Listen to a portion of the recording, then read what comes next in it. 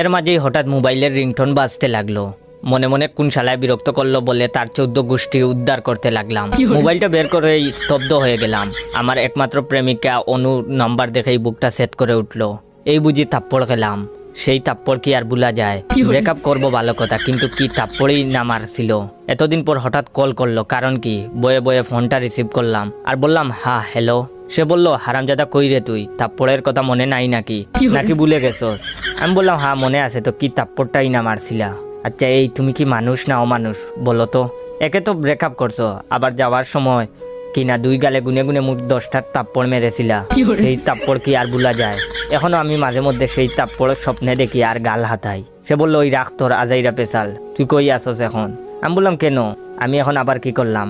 একে তো তুমি নিজে আমারে কল দিছো, তার উপর এখন বলতেছো পেঁচাল মারতেছি। সে বলল, ওই তুই তোর ছোট ভাইরে কি শিখাইয়া দিছস? আমি বললাম কেন, আমি তো কিছু শিখাই নাই। আর আরিফরে দিয়া তুমি কি করবা? ও আমাদের বংশের একমাত্র ভালো ছেলে, ওর নামে কিছু বললে আমি কিন্তু সহ্য করব না। তখন সে বলল, মিথ্যা বলবি না একদম, তোর ছোট ভাই আজকে আমার ছোট বোনরে প্রপোজ করছে। আমি বললাম আরে বাহ, ঠিকই তো আছে। তাহলে বেয়ান সাহেবা বলেন বিয়া কবে? অনেকদিন হলো কুরমা পোলাও খাই না। সে বলল, এই চুপ, তাবড়াইয়া তোর কান দিয়া গরম দুমা বাইর করমু, ফাইজলামি করস আমার লগে। তখন আমি বললাম, আমি আবার কি করলাম? সে বলল, আমার বোন প্রপোজালে রাজি হয় নাই, যার ফলে তোর ভাই আমার বোন সুমিকে ইচ্ছা মতো পিড়াইছে। আমি বললাম সাব্বাস, এই না হলো আমার ভাই, আমার অপমানের প্রতিশোধ নিছে আমার ভাই। সে বলল, তোর বাইরে বাঁচাইতে চাইলে এক্ষুনি লেকের পার আয়। আমার বুঝতে আর বাকি রইল না, কাহিনী জটিল। তাড়াতাড়ি ফোনটা কেটে দিয়ে লেকের দিকে দৌড় দিলাম। আগে বাইকে বাঁচিয়ে নিয়ে আসি, পরেরটা পরে চিন্তা করা যাবে। লেক বেশি দূর না, তাকায় 20 মিনিটের বেশি সময় লাগলো না। দেখি ছোট ভাইকে অনু হাত দিয়ে ধরে রেখেছে। সুমির দিকে তাকিয়ে দেখি তার নাকের মাথা লাল হয়ে গেছে।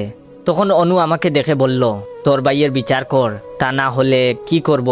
বলেই আরিফকে আমার দিকে এগিয়ে দিল। অনুর হাত থেকে ছাড়া পেয়ে আরিফ বিদ্যুৎ গতিতে দৌড়ে গিয়ে সুমিকে গুমুর গুমুর করে কিল শুরু করলো। এমন পরিস্থিতিতে আমি আর অনু দুজনেই হতবাক হয়ে গেলাম। আরিফের হাত মনে হয় এতক্ষণে মারার জন্য চুলকাইতেছে।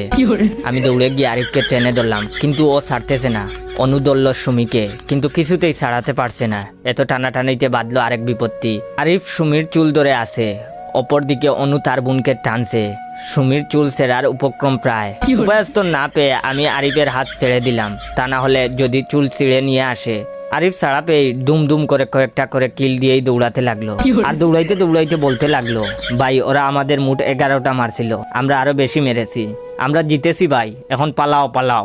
আমি ছোট ভাইয়ের পিছু পিছু দৌড়াচ্ছি আর বলতেছি, সাব্বাস ভাই সাব্বাস, তুই আমাদের বংশের গর্ব, তোর জন্য আজ আমার মাথাটা অনেক উঁচু হয়ে গেল ভাই।